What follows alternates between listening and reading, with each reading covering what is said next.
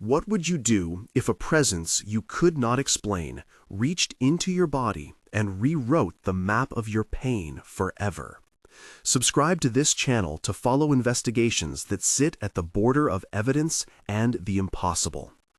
Prescott, Arizona, July 3, 2009, 2:17 a.m. The night had a metallic heat that pressed against the skin, the desert wind carrying the smell of juniper and gasoline, and the low hum of the air conditioning unit in the ambulance bay sounded like a machine waiting to be reawakened. Dr. Laura Hayes, trauma surgeon on call at Prescott Regional, had just finished a double trauma that left her hands smelling of blood and antiseptic and a coffee cup clinging to condensation on the console. She was tired in the way that makes every small noise seem important. When Miguel Ortiz, the EMT, burst in carrying a thin, trembling woman wrapped in a wool blanket, the fluorescent lights cut through the darkness, and the smell of wet wool mixed with ozone and something else unnameable. The woman was pale, pupils wide but focused, mouth moving as if forming words in another language. Laura had seen shock and phantom sensations, but what began in that bay was not shock as medicine understands it. It started as a touch, a pressure not on the skin but behind the sternum, a precise point of warmth that felt like a closed book being opened. That night would unravel a sequence of events that forced clinicians and scientists to ask whether intention, contact, and an unknown intelligence can produce measurable neurophysiological change. What follows is a careful reconstruction of rescue, clinical observation, techniques observed and taught, institutional resistance, and a transformation that went from private astonishment to public debate. By the end, you will hear not only testimony, but demonstrations that challenge how we define intervention, consent, and the very limits of human sensation. The woman who said, "I have never felt anything like this before," did not use the word alien the first time she said it. But in the morgue of metaphors and the corridors of professional language, there is no word that fit better at first glance. The rescue itself unfolded in stages that felt cinematic yet painfully ordinary. Miguel Ortiz had been first on scene, a tall man with calloused hands who had worked Prescott County for 12 years. He described the call with a voice that carried dust and habit. Miguel said, "Where was she found?" And paramedics at the golf course said, "Half under a mesquite." Laura asked, "How long since she was mobile?" And Miguel replied, "No idea, only that 3 joggers found her and called it in." Sarah Kim, the triage nurse, added, "Her jacket had scorch marks, but she was warm." Captain Aaron Blake from local patrol arrived, boots scraping tile, and asked, "Did anyone touch her before we did?" Miguel answered, "2 joggers tried to help. They moved her to the shade." Elena Morales, the neighbor, from the mobile home park, watched from the corridor and muttered, "She kept saying, 'Please, please,' and that made Dr. Hayes put on gloves and speak slowly." The initial dialogue was simple but direct, and then widened into a string of exchanges that would later be replayed and transcribed in multiple interviews. At least 6 direct conversational turns occurred in that first minute between Laura, Miguel, Sarah, Captain Blake, and the woman, each a small act of triage layered with curiosity and unease. Sensory detail grounded every move. The smell of antiseptic, the rasp of the blanket, the sting of fluorescent glare on tired eyes, the metallic taste of adrenaline in Laura's mouth, the faint electrical crackle like a promise just outside hearing, and the hollow thud in her chest that made her own heartbeat sound like a timer. Those first actions were routine until the woman reached not for Laura's hand, but for the air between them and smiled through cracked lips. The smile arrested routine. In the days and months that followed, Laura's backstory came into focus and helped explain why the event lodged so deeply in her bones. She had grown up in a household where emergency always hovered like a presence. Her father, Daniel Hayes, had been a firefighter who taught her how to breathe under pressure and how to locate a pulse when the rest of the world sounded like water. Laura's childhood was framed by sirens, by the smell of diesel on Sunday mornings, by a mother who worked 2 jobs, and a sibling who learned to be quiet in rooms full of strangers.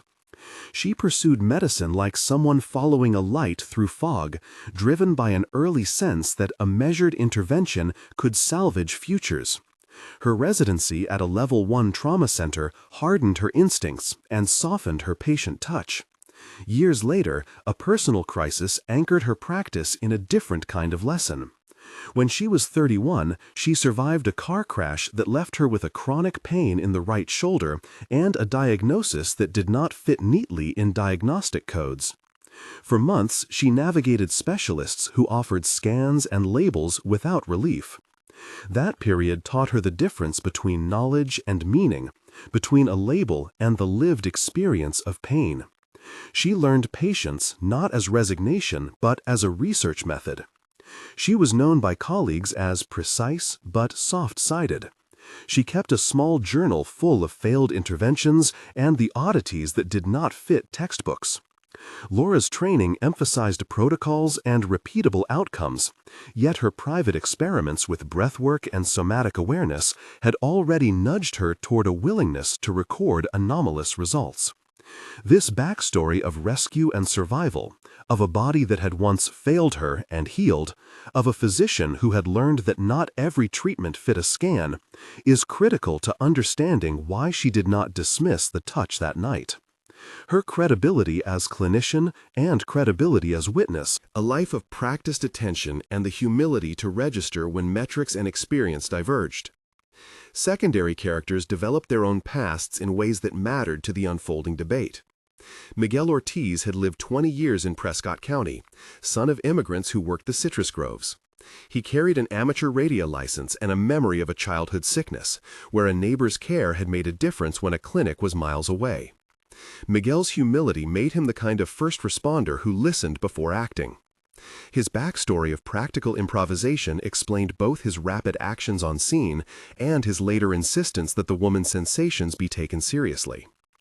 Dr. Henry Caldwell, the neurologist who later led the university testing lab, brought a different weight of history. Caldwell grew up in academic households, a child prodigy who had published as a graduate student and carried an almost surgical skepticism for anecdote.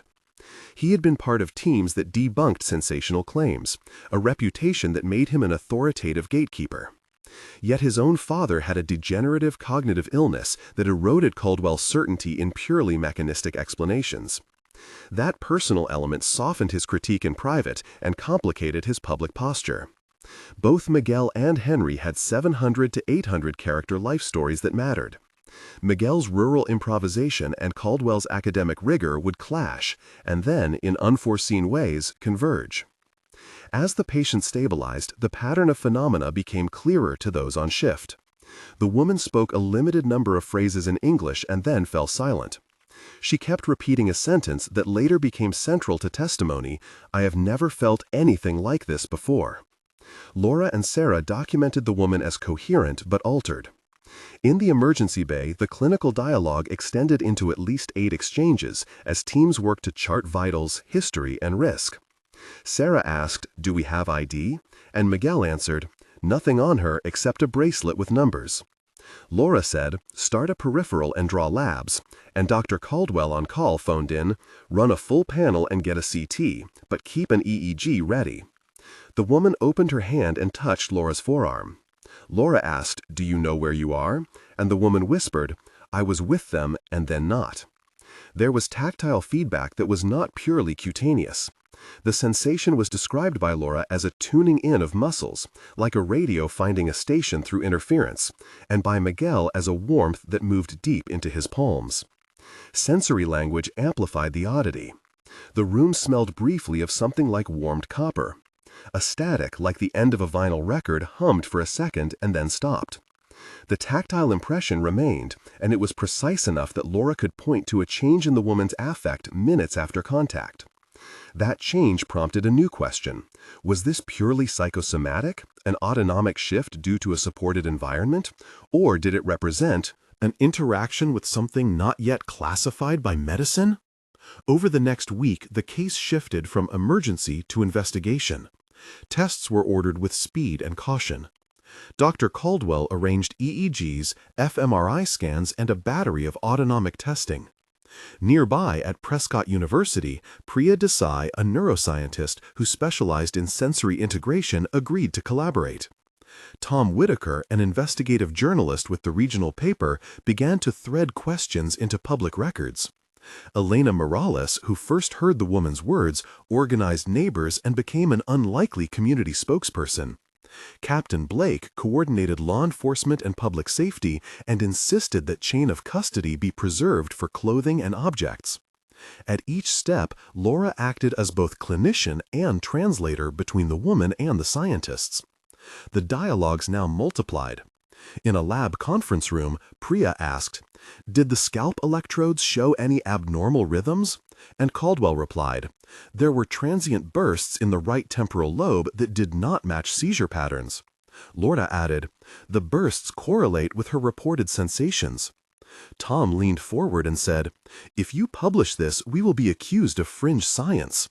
And Miguel responded, "We owe the patient the truth."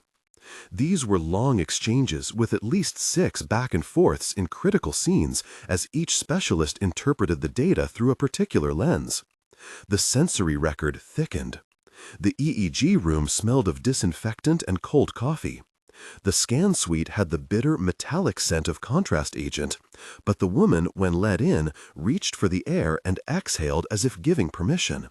Then she touched a small metal clip that had been placed near her ear for calibration and smiled. The clip warmed under her fingers in a way that the technicians could not explain.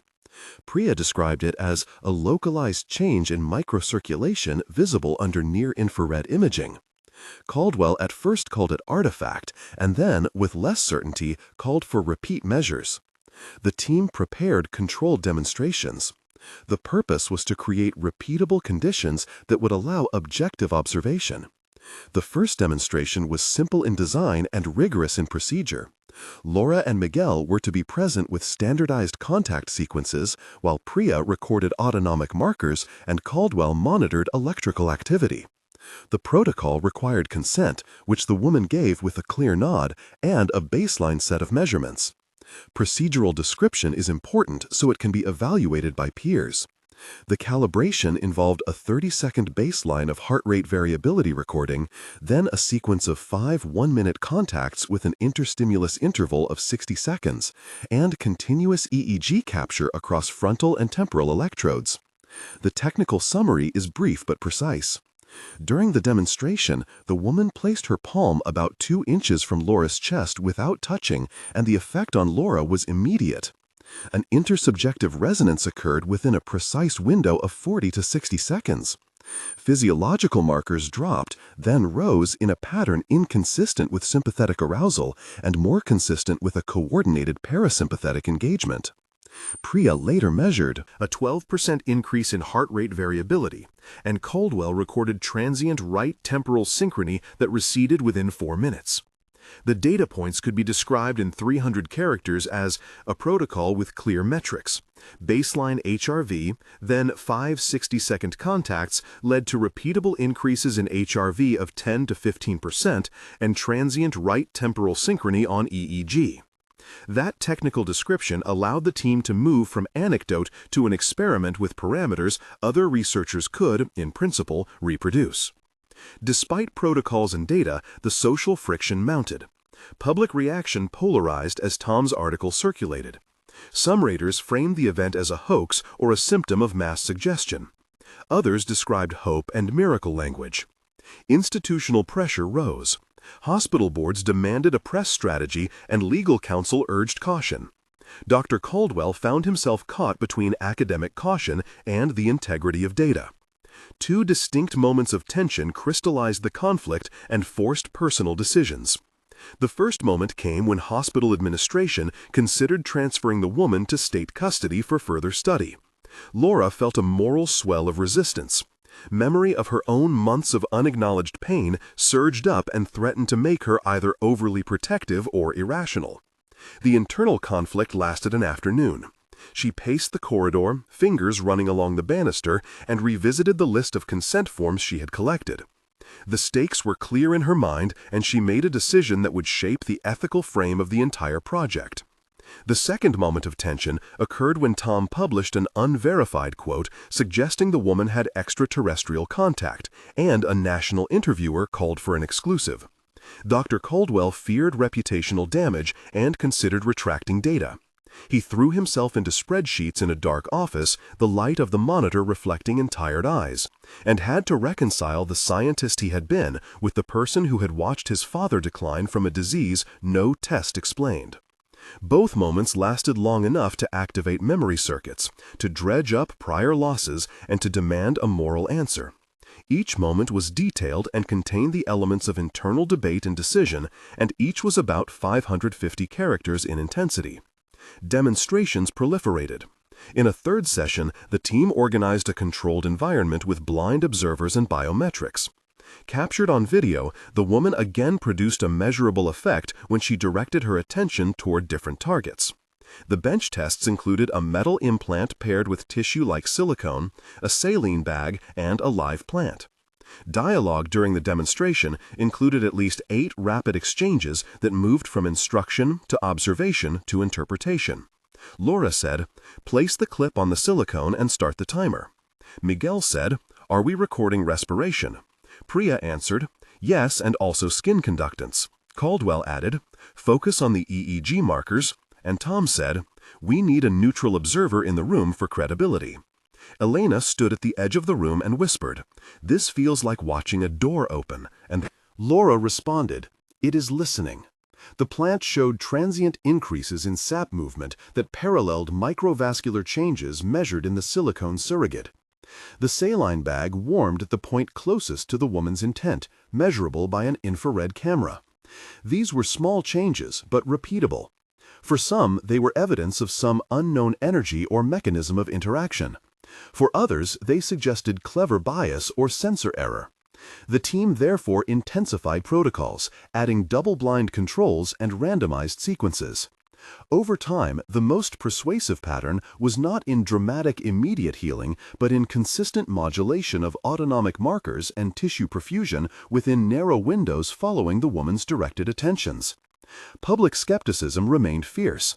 A local conference invited Laura, Priya, and Caldwell to present transcripts and anonymized data. In the panel discussion, Caldwell insisted on caution and peer review. Priya emphasized reproducible measures, and Laura spoke of patient experience and the responsibility to listen. Audience questions ranged from methodological critique to expressions of wonder. A man in the back asked, "Do you believe she is capable of healing?" And Laura answered, "We have evidence of modulation in physiological states." Miguel later said in a hallway interview, "The first time I felt that warmth on my hands, I thought I was losing grip." Elena said, "When she touched me, my arthritic pain faded for a few hours."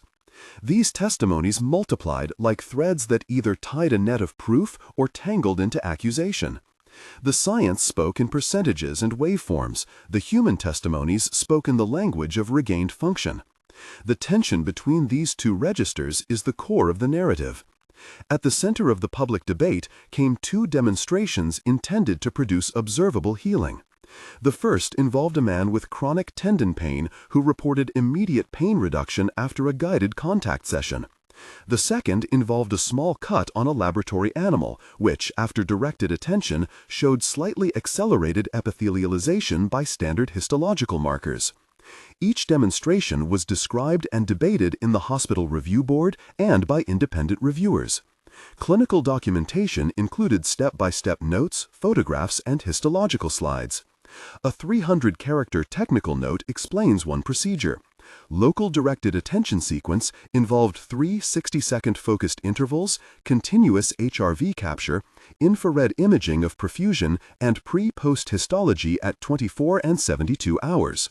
Results were modest but statistically significant in small samples. For many clinicians, this suggested a psychophysiological pathway rather than a mystical intervention. For others, the involvement of intention as an active variable was revolutionary, implying a capacity in the human organism to respond to directed attention in a way that measurably influenced tissue repair. Resistance hardened when a prominent skeptic suggested fraud. Emails circulated and funding threatened to evaporate. Laura received anonymous notes accusing the team of violating scientific standards. Miguel was questioned about chain of custody. Tom was praised and vilified by readers. In the middle of this, a second extensive moment of tension arose when the hospital ethics committee considered removing the protocol. From the study on grounds of safety, the committee chair debated the legal risks, the potential for publicity, and the need for institutional prudence. Laura felt an old memory of the car crash resurface in precise sensory detail. The smell of gasoline under heat, the irregular breath of strangers, the taste of metal in her mouth that made her decision to protect the patient decisive. She stood in a small conference room with Caldwell and Priya and said, "We will not release her to models that treat her as spectacle." Miguel placed his hand on the table and said, "This is human, not performance." The room held its breath. This sequence of debate and ethical positioning lasted through the afternoon and ended with a compromise that would preserve patient autonomy and scientific rigor. As the case matured, patterns emerged that allowed the team to propose a working hypothesis without claiming certainty. The hypothesis suggested that focused attention by the woman could entrain autonomic states in proximal subjects, and that this entrainment could alter microvascular flow and neural synchrony in a consistent temporal window.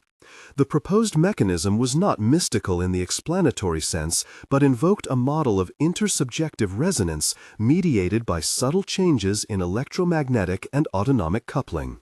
Priya published a technical appendix explaining measures used, the devices, the calibration procedures, and the statistical corrections.